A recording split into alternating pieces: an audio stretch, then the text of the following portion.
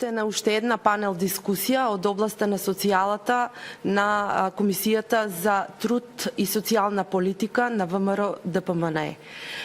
Дискутанти на денешнава панел дискусија ќе бидат господја Весна Пемова, актуелен пратеник во Собранието на Република Македонија, член на Комисијата за труд и социјална политика на ВМРО ДПМНЕ, госпоѓа Нермин Теловска, член на извршниот комитет на ВМРО ДПМНЕ и член на Комисијата за труд и социјална политика на ВМРО ДПМНЕ, како и актуелен кандидат за градоначалник на општина Чаир, и госпоѓа Виолета Гаджовска, активист и член на ВМРО ДПМНЕ од Битола, а тука сум и јас, Роза Јаневска, подпредседател на Унија на жени од општина Неготино. Сведоци сме дека на парламентарните избори во декември 2016 година победник беше партијата ВМРО ДПМНЕ, но се случи тоа што сите го знаеме и владата ја направи СДС. Во последните 120 дена од работењето на владата на СДС, сведоци сме дека се работат многу негативни действија и постапки кои не се во интерес на граѓаните на Република Македонија и не се во интерес на националните интереси на Република Македонија. Но и покрај сивилата и помрачувањата за кои сме сведоци во последните 120 дена, јас би сакала моево излагање и мојава дискусија да ја започнем со позитивни работи, а позитивни работи сепак се проектите кои владата на ВМРО ДПМНЕ ги реализираше во периодот од 2006 до 2016 година во областа на социјалата. Би започнала со покачување на паричните надомести за најранливите категории на граѓани во Република Македонија, паричните надомести за социјална парична помош, кои се покачија за 69,8% и правото на постојана парична помош, кое беше зголемено за 68,50%. Исто така, во тој период се направи изголемување на правото на помош и нега од друго лице, или популарно наречената туѓа нега. Износот на ова право беше зголемено за 39,7%.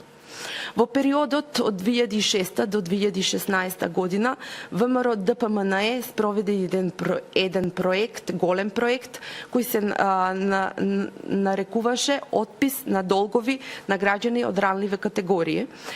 Со овој проект за отпис на долгови беа опфатени повторно најранливите категории на граѓани кои живеат во Република Македонија, а тоа беа приматели на социјална и постојана парична помош, лица кои повеќе од 12 месеци активно барале и не нашле работа, како и лица изложени на ризик поради смрт, инвалидитет или болест на брачен другар во последните 5 години. Во рамките на овој проект беа донесени 14.869 одлуки за отпис на долгови, односно беа исплатени средства во износ од 1 милијарда 798 милиони 493 393 денари. Во периодот од 2006 до 2016 година, додека работеше владата на ВМРО ДПМНЕ, беше воведено уште едно право во областа на социјалата, а тоа е правото на условен паричен надомест, кое беше наменето за децата од кои посетуваат средни училишта и потекнуваат од семејства приматели на социјална и постојана парична помош, а износот на условениот паричен надомест е 12.000 денари годишно. Исто така беше воведено и правото за заштита од енергетска сиромаштија. Ова право за субвенционирање на потрошувачката на енергија се воведе во 2010 година. Тогаш износот месечен беше 600 денари по корисник месечно, а за денес таа сума да биде 1000 денари. Во овој период исто така се вработи 1600 лица во јавната администрација од социјално загрозени семејства.